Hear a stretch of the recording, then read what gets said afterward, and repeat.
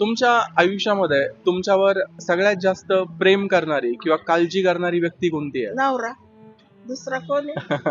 नवऱ्याशिवाय दुसरं कुणीच नाही या जगामध्ये. बरं, कशा प्रकारे काळजी घेतली बरं काळजी बाबांनी? म्हणजे माझ्या दुखण्याची सुकण्याची, कामधंद्यातली.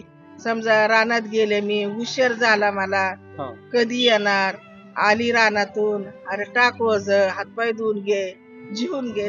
नवराच काळजी करणार. बरोबर दुसरं काळजी करणार जगात कोणी नसतं बेटा. बरोबर, खरी गोष्ट आहे.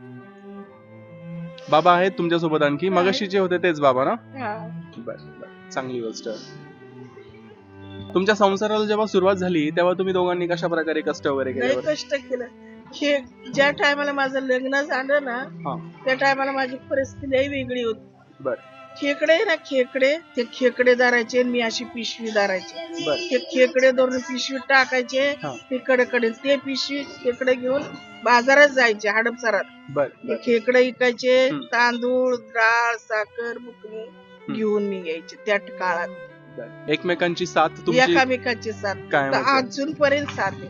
बरोबर. अजूनपर्यंत साथ. नवरा नसता तर मी तो वरती कधी गेले असते.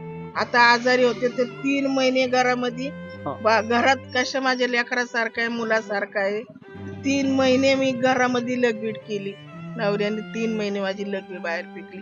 पण नातांना का लेकाला का सुनाला असं नाही सांगितलं की आज म्हातारीने लगवी केली बाहेर जाऊन टाक. बरोबर आहे. म्हणजे परिपूर्ण काळजी ते घेण्यासाठी नवऱ्यानेच घेतली काळजी. बरोबर. 4-5 वाजताच उठून ते गमेलं फिकून धुवून गावून आणि परत आणून चकाचक करून ठेवायचे. बरोबर पण घेणारा म्हणजे फक्त नवरा, बाकी कुणी नाही. बरोबर. अजूनपर्यंत नवराच. आता एवढी वय झाली तरी